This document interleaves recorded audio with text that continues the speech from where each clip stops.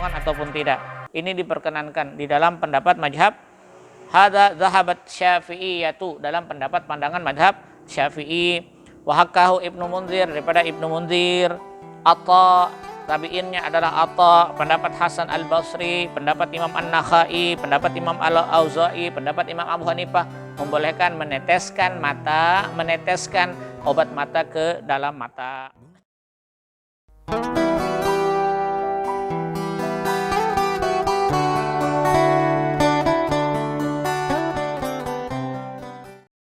Bismillahirrahmanirrahim.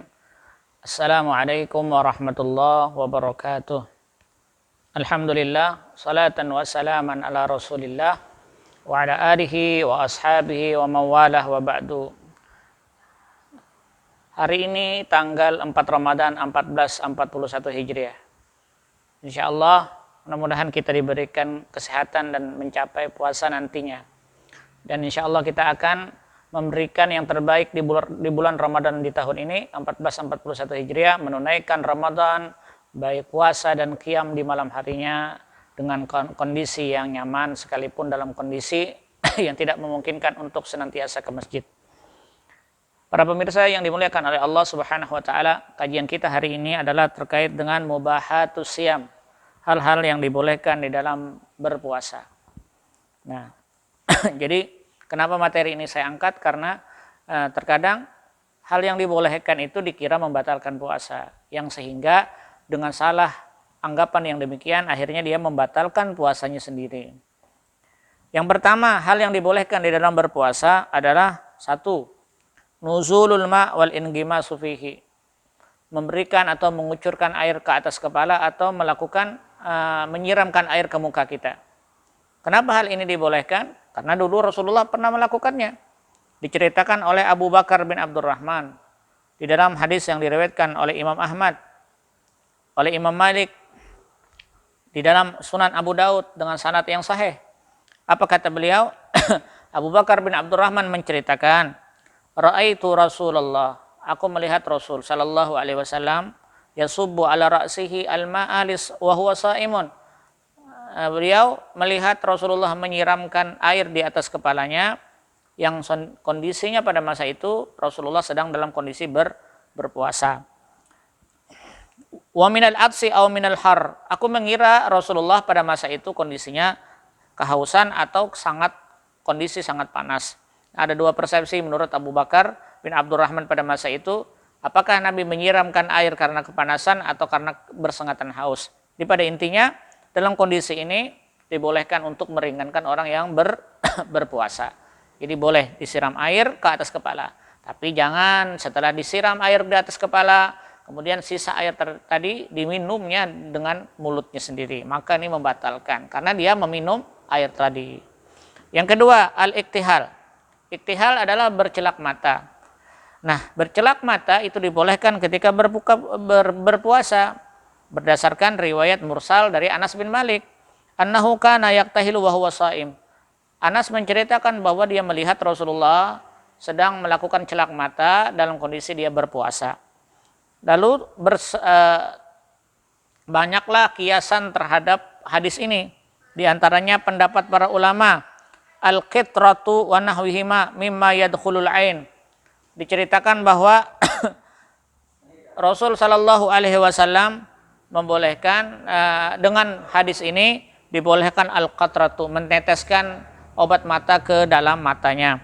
Jadi orang melakukan tetes mata, masukkan air obat mata ke dalam mata, itu dibolehkan berdasarkan hadis ini.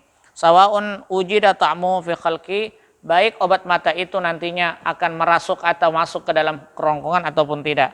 Ini diperkenankan di dalam pendapat mazhab hadza zahabat syafi'iyatu, dalam pendapat pandangan mazhab Syafi'i. Wa hakahu Ibnu Munzir, daripada Ibnu Munzir.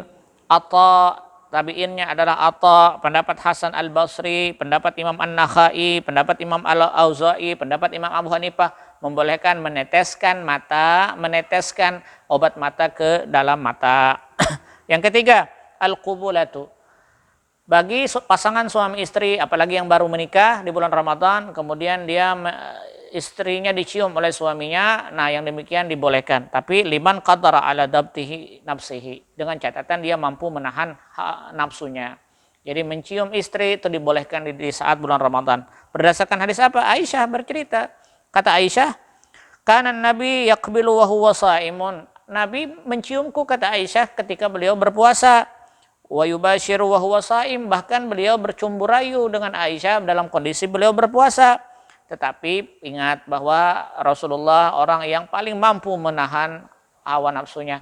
Oleh sebab itu tidak dilarang untuk bercumbu rayu kepada pasangan kita, tetapi ingat-ingat ada nafsu yang terkadang tidak bisa terkendali. Bagi mereka yang mampu mengendalikan nafsunya, maka yang demikian dibolehkan di dalam berpuasa. Yang keempat, setelah kita bicara terhadap bercumbu rayu dengan yang istri, yang keempat ada namanya al-huknah. Huknah, suntikan. Ini terjadi perdebatan di kalangan para ulama, suntikan ini. Pendapat pertama, nah ini pendapat sebagian dalam mazhab Syafi'i, pendapat sebagian dalam mazhab Abu Hanifah, jadi terpecah-pecah para ulama. Al-huknah mutlaqan sawaun akanat litaghdhiya aw li ghairiha wa sawaun akanat fil uruq am tahtal jildi fa innaha wa in wasalat ilal jawb fa innaha tasilu ilaihi min ghairi munkit mu'tad. Suntikan itu dibolehkan. Bahwa baik suntikan itu karena imunisasi ataupun mengantarkan obat ataupun yang lainnya itu diperkenankan.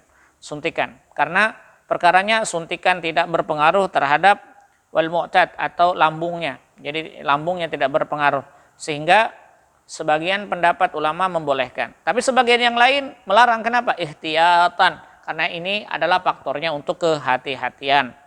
Yang kelima, selain suntikan, yang kelima adalah al-hajamatu, berbekam. Diceritakan masalah bekam ini oleh Sabit al-Bunani. Sabit Bunani ini pangkatnya adalah tabi'in, karena dia adalah murid daripada Anas bin Malik. Sabit Bunani pernah bertanya kepada Anas, akuntum takrahuna al-hajamah lis-shaim ala ahdi Rasulillah? Aku bertanya kepada Sabit Bunani, kepada engkau hai Anas bin Malik, apakah di zaman Rasulullah sallallahu alaihi wasallam itu kalian membenci untuk berbekam ketika dalam kondisi berpuasa? Nah, kata Anas, qala la, kata Anas tidak, illa min ajlid dha'fi. Tetapi catatannya, kalau dia berbekam, setelah berbekam dia lemah, dalam kondisi setelah berbekam dia tidak sanggup untuk menyambung puasanya, maka yang demikian makruh hukumnya. Maka berbekam menurut sebagian kalangan itu dibolehkan dengan catatan mampu untuk menahan puasanya. Yang keenam, al-madmadatu wal istinsak, berkumur-kumur dan memasukkan air ke hidung dibolehkan, tetapi wal mubalaghatu fihima tukrah. Tetapi berlejat-lejat atau berlebihan di dalam berkumur-kumur dan memasukkan air ke hidung hukumnya makruh. Pendapat siapa ini? Pertama, pendapat Imam Ahmad bin Hanbal. Wa qala Ibnu Qudamah. Ibnu Qudamah adalah murid daripada Imam Ahmad bin Hanbal. Rujukan dalam mazhab Imam Ahmad adalah Al-Mughni li Imam Ibnu Qudamah. Kata beliau, wa in tamadmada aw istansaka fit taharah fasabaqal ma ila halqihi min ghairi qasdin wala israfin fala syai'an alaihi. Andai kata ada orang berkumur-kumur atau memasukkan air ketika dia berwudu, kemudian tiba-tiba ketika dia berkumur-kumur tertelanlah air ke dalam tenggorokannya tanpa disengaja atau tanpa melakukan berlebihan, maka la syai'an fihi, tidak mengapa untuk melakukannya. Ini pendapat Imam Ahmad bin Hanbal. Pendapat Syafi'i boleh untuk melakukan madmadah atau berkumur-kumur ataupun beristinsak dengan catatan illa ba'da zawal, setelah tergelincirnya matahari, setelah waktu zuhur tiba, maka tidak diperkenankan untuk melakukan madmadah atau istinsak tadi. Ya, kemudian berikutnya, selain daripada itu tidak diperkenankan selain madmadah dan istinsak. Yang ketujuh adalah wa kadzalika yubahu lahu ma la yumkinul ihtirazu anhu qabal irriq. Orang yang berpuasa dibolehkan, ketika dia berpuasa dibolehkan untuk menjaga sesuatu yang tidak bisa terhindar padanya. Contohnya apa? Qabal irriq, air liur yang ada di mulut kita. Nanti tertelan, setelah tertelan muncul lagi air liur itu tadi, maka menelan air liur itu hal yang yang tidak mungkin kita untuk menghindarinya. Yang demikian tidak membatalkan puasa. Contohnya yang lain lagi apa? Gubarut tarik. Kita berjalan di sebuah jalan, tiba-tiba banyak debu berputar-putar. Nah, debu itu tadi menyebabkan kita tertelan. Nah, dengan debu yang tidak mungkin kita memeliharanya atau tidak mungkin berhindar daripadanya, itu dibolehkan. Karena hal yang demikian tidak membatalkan yang berpuasa. Kemudian kedelapan, wa yubahu lis-shaim ay ya'kula wa yashraba wa yujami hatta yatla'ul fajr. Orang berpuasa itu sebenarnya batasan berpuasa, dia boleh makan, dia boleh minum, dia boleh melakukan hubungan suami istri sebelum fajar shadiq terbit.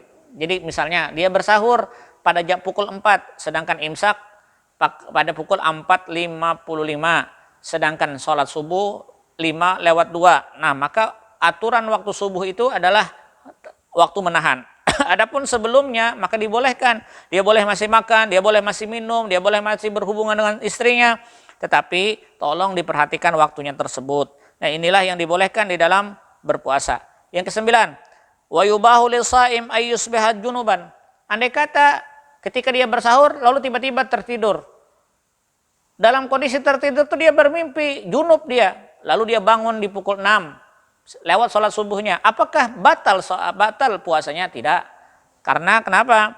Berdasarkan hadis riwayat Aisyah, Nabi pernah bercerita dalam kondisi itu, dalam kondisi junub, sedangkan beliau junub dalam kondisi berpuasa, kemudian dia mandi untuk melaksanakan sholat subuh. Nah, jadi tidak dilarang atau tidak membatalkan puasa dalam kondisi junubnya, dengan catatan dilakukan sebelum berpuasa. Jadi kalau misalnya malam harinya dia berhubungan suami istri, maka kondisi di subuh harinya kondisi si suami dan si istrinya adalah dalam kondisi junub, lalu dia makan menyantap sahur. Setelah makan sahur tiba-tiba berbunyi sirena imsak. Bingung suami sang istri karena dia belum mandi.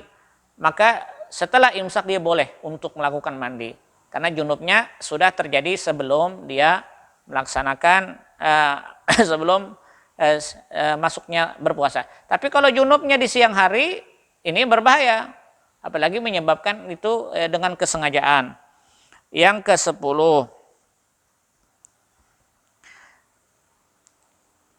wal haidu wan nufasa idzan qata ad-dammu minal lail jaza lahum ta'khirul ghusli ila subhi wa asbahata saimataini summa alaihi ma'atan tahirat salat.